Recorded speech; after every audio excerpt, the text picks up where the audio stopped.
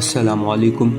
اس سے پہلے ہم نے 35 احادیث قدسیہ شیئر کی ہیں اور 6 یہ ہیں۔ رسول اللہ صلی اللہ علیہ وسلم نے ارشاد فرمایا، ہمارے پروردگار مبارک اور بلند و بالا ہر رات آسمان دنیا پر نزول فرماتے ہیں، جبکہ رات کی آخری تہائی باقی ہوتی ہے تو ارشاد فرماتے ہیں، کون ہے مجھ سے مانگنے والا کہ میں اس کی دعا کو قبول کروں؟ کون ہے مجھ سے طلب کرنے والا کہ میں اسے عطا کروں؟ کون ہے مجھ سے مغفرت کا طلبگار کہ میں اسے معاف کروں؟ مسلم کی ایک روایت میں ہے کہ صبح صادق ہونے تک اسی طرح صدائیں آتی رہتی ہیں۔ رسول اللہ صلی اللہ علیہ وسلم نے ارشاد فرمایا، مومن لوگ قیامت کے دن جمع ہو کر کہیں گے، کیوں نہ ہم کسی سے اپنے رب کے ہاں شفاعت کروائیں؟ چنانچہ وہ لوگ حضرت آدم علیہ السلام کے پاس آئیں گے اور ان سے کہیں گے کہ آپ تمام انسانوں کے باپ ہیں۔ اللہ تعالیٰ نے آپ کو اپنے دست قدرت سے پیدا کیا ہے اور فرشتوں سے آپ کو سجدہ کرایا اور آپ کو ہر چیز کے نام سکھائے، لہذا آپ اپنے پروردگار کے ہاں ہماری شفاعت کر دیجیے تاکہ ہمیں یہاں سے راحت دے۔ تو وہ کہیں گے، میں اس قابل نہیں ہوں، اور اپنا گناہ یاد کر کے شرمندہ ہوں گے اور کہیں گے، تم لوگ نوح علیہ السلام کے پاس جاؤ، وہ پہلے رسول ہے جنہیں اللہ رب العزت نے اہل زمین کی طرف مبعوث کیا۔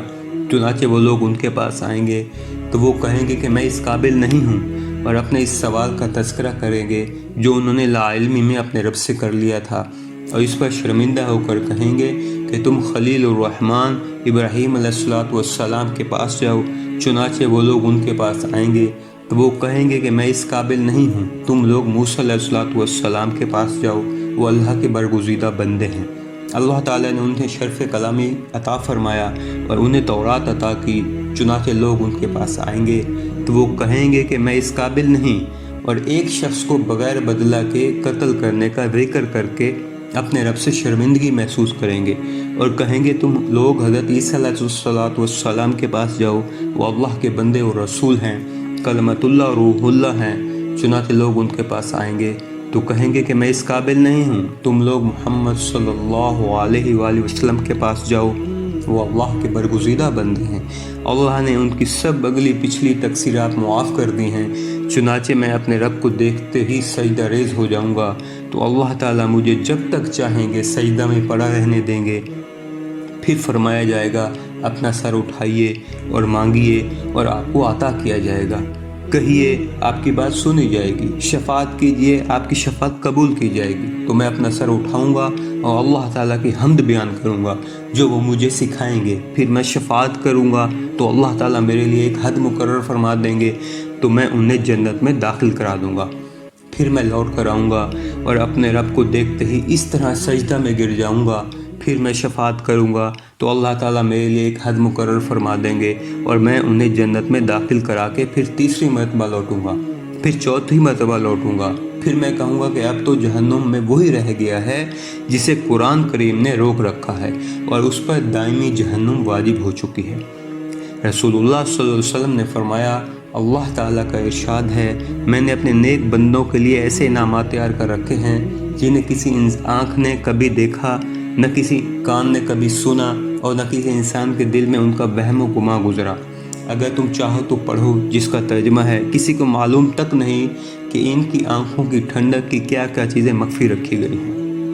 رسول اللہ صلی اللہ علیہ وسلم نے فرمایا، جب اللہ تعالیٰ نے جنت اور جہنم کو پیدا کیا تو جبرائیل علیہ السلام کو جنت کی طرف بھیجا اور حکم دیا کہ جاؤ جنت کو، اور میں نے جنت والوں کے لیے جو انعامات تیار کیے ہیں انہیں دیکھ کر آؤ۔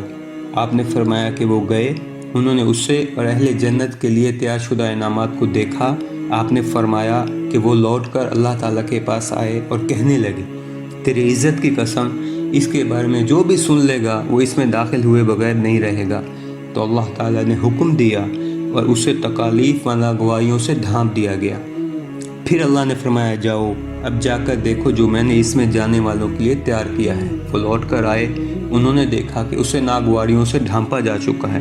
تو وہ اللہ تعالیٰ کے پاس لوٹ کر آئے اور کہنے لگے، تیری عزت کی قسم، اب تو مجھے خطرہ لگ رہا ہے کہ اس میں کوئی جا ہی نہیں سکے گا۔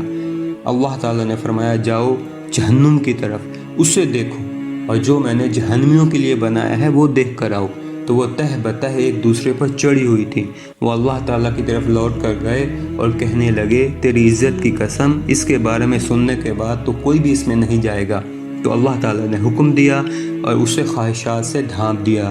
پھر فرمایا کہ دوبارہ جاؤ، تو وہ دوبارہ گئے اور کہنے لگے کہ تیری عزت کی قسم، اب تو مجھے ڈر ہے کہ اس میں جانے سے کوئی بچ ہی نہیں سکے گا۔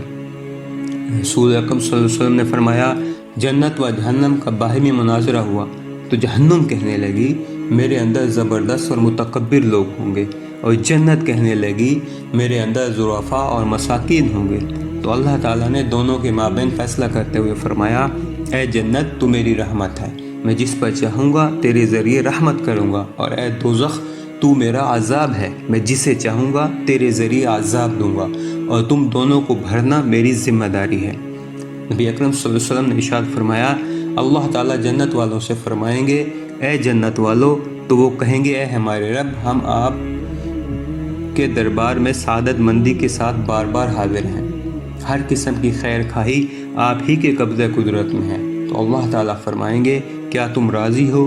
تو وہ کہیں گے اے ہمارے پروردگار، ہم کیوں نہ راضی ہوں، حالانکہ آپ نے ہمیں اتنا کچھ عطا کیا کہ اپنی مخلوق میں سے کسی بھی دوسرے کو عطا نہیں کیا۔